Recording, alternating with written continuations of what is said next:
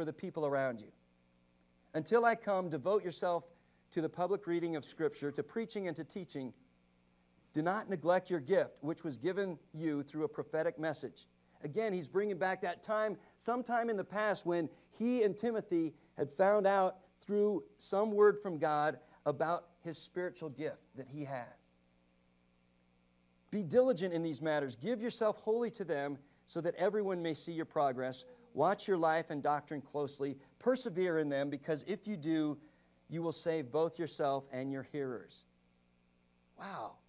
I mean, as a young man, Timothy is seeing Paul. He's seen the things that he's done. He's witnessed Paul in his life. He knows that God has touched his life, and Paul is exhorting him to become the man that God would want him to be.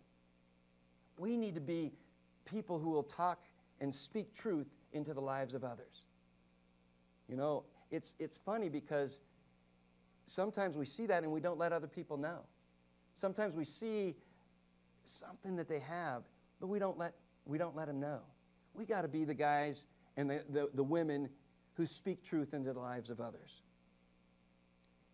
Now, my life, real or imagined, or a combination of both, ultimately most of what I do and how I act and what I believe about my life really will center around what I believe about myself and what I believe about Jesus Christ.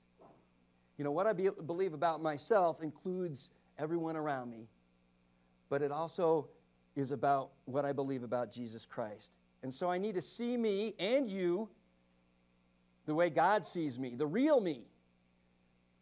But you know what? Too often I create imaginary me's.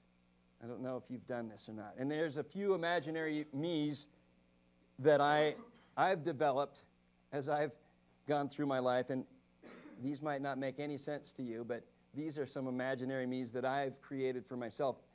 The first one is mini-me. Mini-me. Sometimes we imagine we are the way we used to be. You know, when we were a little bit younger, a little bit smaller. Or maybe we imagine we are the way we imagined we used to be. I don't know if you got that, but sometimes the way I think I was back then is just an imagination of the way I thought I was. In my mind, in fact, I can still get out on the ski slope and teach those knuckle draggers, a.k.a. snowboarders, a thing or two.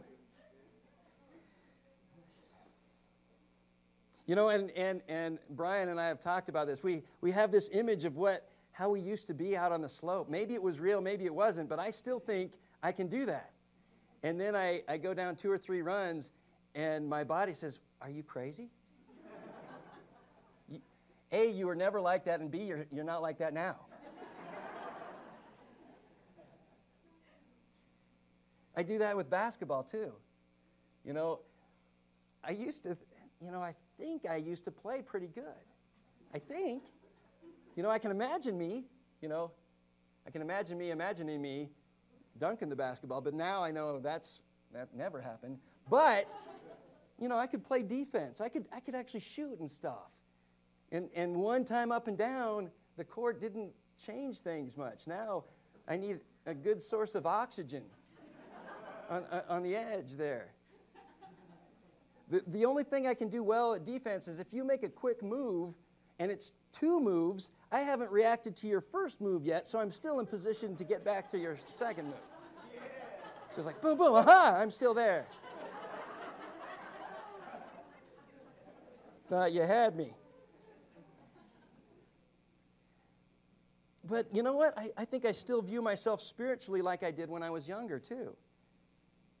You know, I don't know if you've done this or not, but I remember, you know, being someone who would receive things from other people. As a young Christian, you know, I would just bring it all in.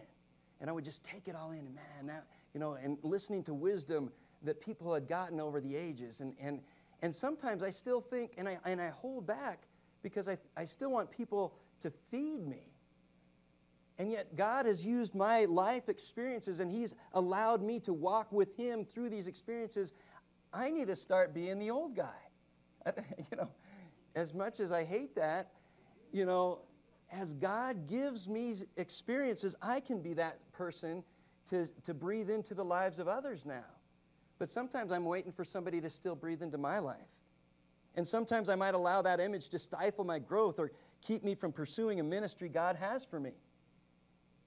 Hebrews 5, the author of Hebrews is talking to these, Hebrews, and he's saying, look, you're not growing up.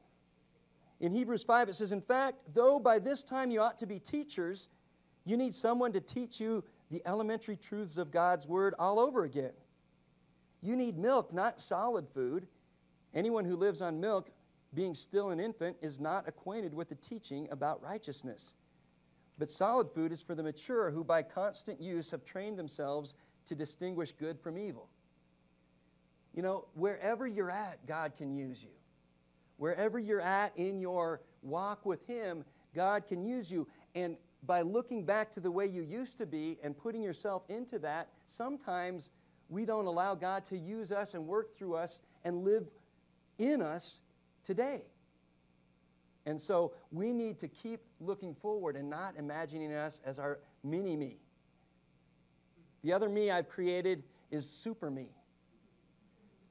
Sometimes the me I imagine has a lot more control over the universe than I actually do. You know, so I plan and I control and I manipulate because God may not be able to take care of things unless I do that. You know, and so I try and organize and orchestrate my world so that God can do what He needs to do, but I got to do my part. Now, some of you, I've told this story, but it's probably the best example that I can think of how I felt like I had to work things out for God. And I'll just go through this with you. It's a little bit embarrassing. But I had a job interview up in Washington State to become a teacher up there. And the way it worked out was that I flew into Seattle in the morning. I went from Salt Lake to Seattle. First flight out of Salt Lake into Seattle. I drove up to the little town in Washington called Sedro-Woolley. Sedro-Woolley. Used to be called Bug, but they changed the name to Sedro-Woolley. Anyway, it's about 75 miles from Seattle north to Sedro-Woolley. And I flew in the morning. My interview was at 3 p.m. The interview, they said, would last till 4. My flight out of Seattle was at 6:50. So I go 3 to 4, no problem. Almost 3 hours to get back to Seattle. And so I had no problem. And so the interview got done punctually at 5 o'clock. So the interview that I thought was going to end at 4 ended at 5, and now my flight leaves at 6:50. And I got to go 75 miles back into Seattle through rush hour to make my flight. And so this is the way I prayed on the way down. God, just hold that flight, and I will break every traffic law to get there. You know, and I start coming down. And I'm weaving through, and there, you know, people, you know, are giving me signs of happiness and love. And I'm getting down there, and I'm, you know, because God, you can't handle holding the flight for me unless I do my part, which is break the law. You can't hold the flight unless I do that. And so I get down there, and I get to the rental car thing. I drop it off. I throw the keys. I'm running. I'm not feeling good. I'm sweating. I feel like O.J. Simpson running through and jumping over stuff. And it's 6:40, and I'm running down the concourse. And, of course, it's the last one at the end of the concourse, and I'm running. And I go, and this is pre-9/11 now, and you can probably recognize this, because I go down the concourse to the gate. I run down the thing, you know, that hooks to the plane, and I get to the plane, and the door is closed. I go, oh, no.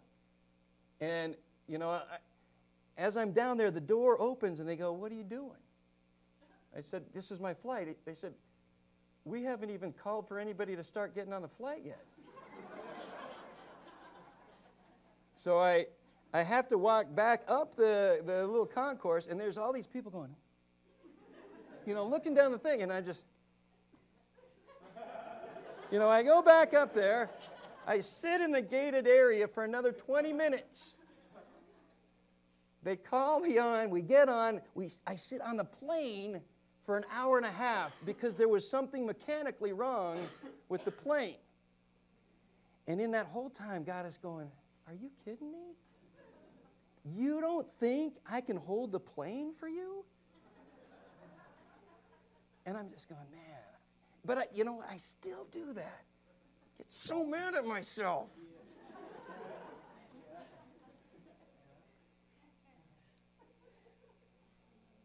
I think I have more control over the universe than I actually do. And you know what I found out?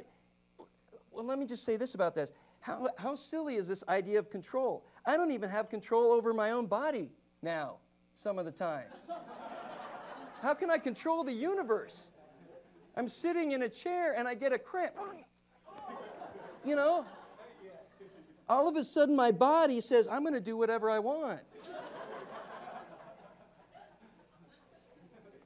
It's just getting worse, too, the older I get. I see these commercials about Depends. I go, hey, that's a good idea. That's a good idea.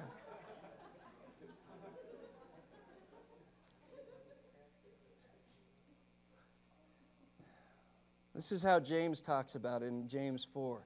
Now listen, you who say, today or tomorrow we're going to go to this or that city, spend a year there, carry on business and make money. Why, you don't even know what will happen tomorrow.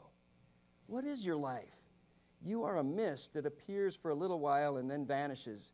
Instead, you ought to say, if it's the Lord's will, we will live and do this or that. You know, I have so little control, but I try and make my world conform to what I want it to be. And God is there just saying, relax. Relax. I'm in control. You don't have to be in control. Don't you think I love you? The next me I've created is what I want to call superficial me. And sometimes we allow the image that others have of us to be our defining image. We allow the world to dictate to us what it means to be a real man or a real woman, or what it means to be cool, or what it means to have a life. And too often I'm buying what the world is selling. Maybe it's because it's easier for me to let the world define me than for me to really look inside at the gifts and the talents God's given me and the quirks and faults that I've created and see me for who I really am. But Paul is talking to the Roman people, and he says in Romans 12, therefore I urge you, brothers, in view of God's mercy, to offer your bodies as living sacrifices, holy and pleasing to God. This is your spiritual act of worship. Do not conform any longer to the pattern of this world. Don't let the world breathe into you what their idea of truth is, but be transformed by the renewing of your mind. Then you will be able to test and approve what God's will is, His good and pleasing and perfect will. For by the grace given me, I say to every one of you, do not think of yourself more highly than you ought, but rather think of yourself with sober judgment. And that means right there, with a correct vision, with a right judgment, in accordance with the measure of faith God has given you. Too many times I allow what other people think and what the world thinks of me to be the image that I hold on to. But God says, don't conform to this world, but be transformed by the renewing of your mind. As you put in my truth through my word, let that transform who you are. That's the real you. Finally, the other me I've created is what I call despicable me. And you know what? Sometimes I allow Satan's lies to shape how I see myself. And that's all Satan does is lie. In John 8:44, it says, you belong to your father the devil, and you want to carry out your father's desire. He was a murderer from the beginning, not holding to the truth, for there is no truth in him. When he lies, he speaks his native language, for he is a liar and the father of lies. So that's what I can count on Satan to do for me into my life, is lie to me. Well, what does he lie about? Well, number one, he says, you know what? You're all alone out there. There's no one out there like you.